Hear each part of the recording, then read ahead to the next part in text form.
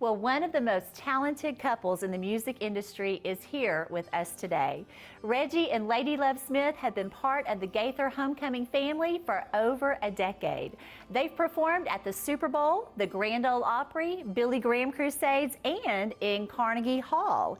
Reggie and Ladye have complimented some of music's most talented artists, including Patti LaBelle, Josh Turner, Dolly Parton, and Stephen Curtis Chapman.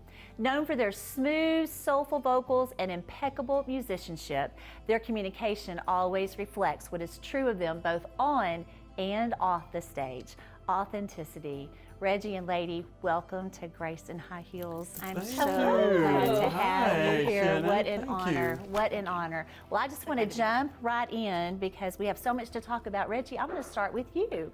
You are the newest member of the Gaither Vocal Band. I am. That is so awesome. Congratulations. So, of Thank you. course, inquiring minds want to know, what is it like to travel with Bill Gaither? He's a legend.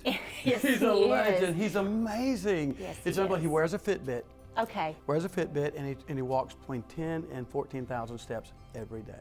Wow. So when he gets that look in his eye on the bus and we get up in the morning and having coffee and we're going, boys, he wants a walking mate, duck out, run out, do whatever you got to do because he's about to walk and you hide, you know.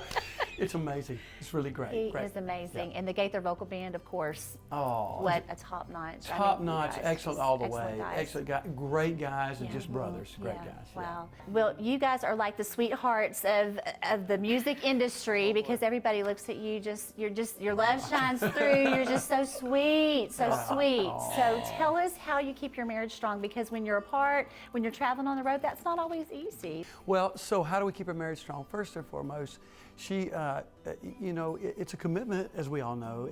There's a major commitment, and I had some friends tell me one time that they hardly ever fought with their maid. They never had a disagreement or anything like that. And I'm like,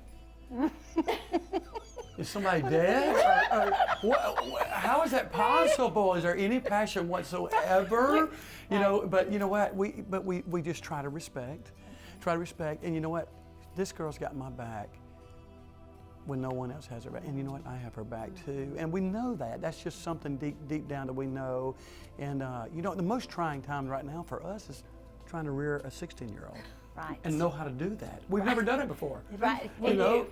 Teenager, that's the only word you had to That's say, it. right? Teenager, right. Well, So, and you have this, you both have jobs, so you're doing things, like you said, you're doing session work, you're doing conferences, you're on the road. So let's talk about that. You're raising a 16-year-old, and so many parents have just like everybody else, they have a hard time balancing being a parent with doing their job. So how do you do that? Because it's hard. I think for us, we traveled together for so long. Before we were married, while we've been married up until, you know, we were always together, did everything together.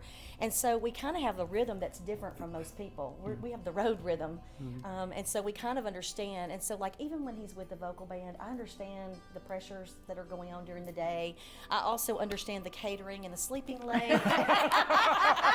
And so, so you know, so anyway, so we keep in contact a lot. We talk every day, text every day. I know their kind of their schedule when they're going to be off the sound check, and probably drive him crazy sometimes. And I'm calling him and asking things about Brett, and I don't know. We just stay connected in a way like that. And then when he comes home, we usually try to go to dinner. We try to go together, and at home is when we're really together the most. After everything kind of calms down. Brett's asleep, we have our time. That's and just right. to reconnect every time he goes back. And like I said, this is unusual because this is the first time I've seen him since he just came on the bus today. I would normally have already seen Isn't it him. nice to meet on a television set after you haven't Yeah, seen yeah, each right. other? It's great to see you, look honey. beautiful. But you know what? I'm always looking forward. All the guys, we love being out there. It's a group of brothers and everything, but we love to get home to our girls. You've had so many incredible experiences overseas, in the States. You've done so many things overseas. I know it's hard, but if you had to pick a favorite musical moment, and you can choose more than one if you'd like, but each one of you, if you had to choose a favorite musical moment, do you have one that just really stands out? I know. What is it, Ladye? Absolutely. What is it? Okay, so we sing at the Cove, at the Billy Graham Cove. We do some conferences there all throughout the year. And I've become friends with Gigi Graham, which is Billy's oldest daughter. And just to get to it, it was Reverend Billy Graham came and heard us sing one night, and George Beverly Shea, and Cliff Barrows. Wow. The three of them together. And it was just unbelievable And so moment. what was so terrifying was, it was Grateful. terrifying, and looking at it because we were in the middle of a concert. And they roll them in on the front row, in the during the concert, and we were not aware of it. We knew we were at the Cove, but they were supposed to be there. And Gigi set it up. It was a surprise because at the time he didn't get to get out a lot, but and so this was a very unusual. Big deal for us. Yeah. Big deal. It's huge for Big deal. monumental. Big deal. Oh, Just to think of how God has used him and that ministry, that whole team for so many years.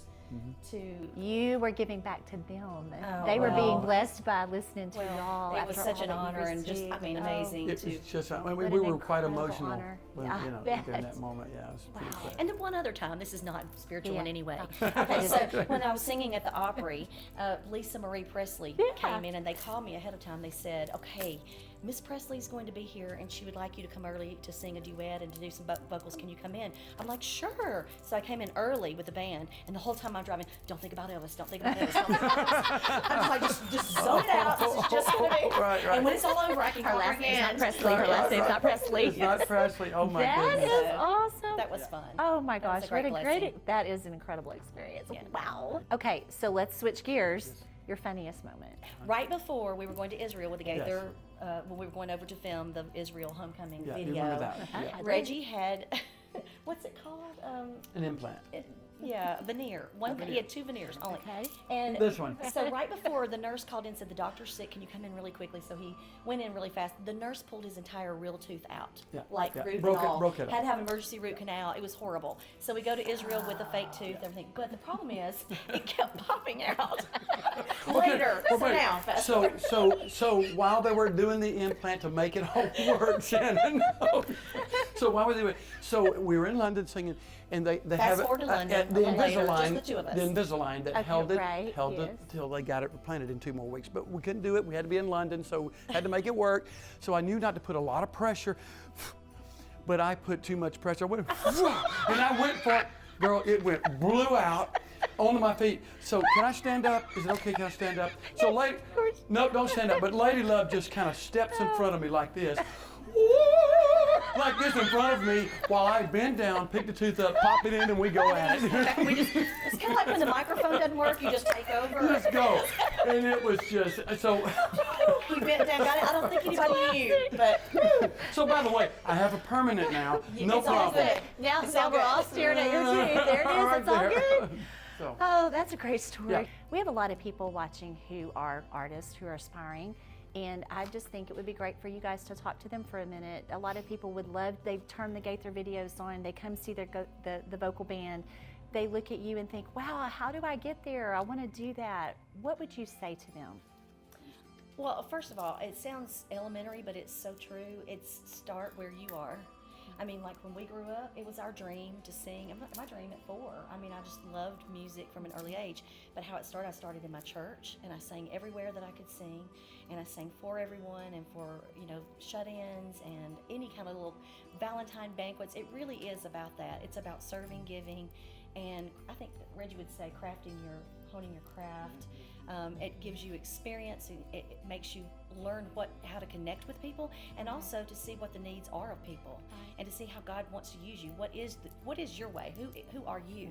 How is God going to use you in the way you are made uniquely?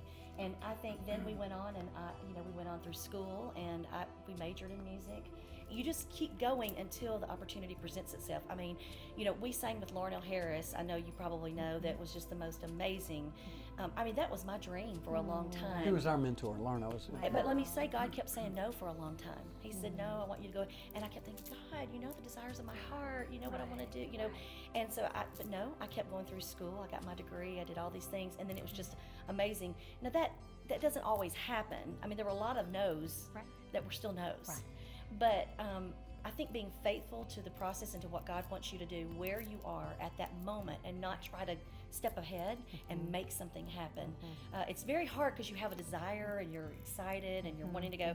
I think preparedness is important, and it's got to meet, the preparation has to meet just being where you're supposed to be at that moment too, and accepting that with God and where He wants you to be. That is And great too, advice. Shannon, I would say to a young person who wants to be an artist that definitely work your craft because we need excellence. Gospel music needs to be excellent. It can be excellent. There's no need for it not to be. It needs to be the best. It can be the best. You know, and I think that into young singers, a lot of times when I'm speaking with them in like a little one-on-one class or something, He teaches and you He know, loves and that. so I would say to them, I said, 50% I would think sometimes is only the voice. 50%. That's all it is. About 50%. Now, what's the other 50%? Hard work. Hard work, and then also Honing your serving. craft. That's what I was Serving. saying. Yes. You're Serving. serving. That's right. You are serving. They're never serving you. An audience never that's serves right. you. You're serving them. And so if you can understand that, and they're like serving. Never think it's about you. It's not. When you go on the stage, it's not for you. It's not for you to serve yourself. It's not for you to go, look, I love how I sound, or I'm just going to stand here and sing, and I don't have to. It's about giving to the audience, and give. The message. You don't know who God is talking to that night, and what He's using, and it's about giving all of yourself at that moment to whomever out there needs to hear what God is trying to say. You have done an amazing, beautiful job of serving so many hearts and so many sweet souls. And we just want to encourage you to keep doing what you're doing because God is using you in such a powerful way. Thank you, Well, Shannon. you're right too, that we're blessed to get to do this. Yes. We're blessed to get to do what we love and to be in music what we love, and that God has allowed us to be a part What a of gift. all of this. We're honored to be here with you. Yes, thank you so much. I'm so glad I Thank got you. to meet you Thank guys you, today. Shannon. Thank you too.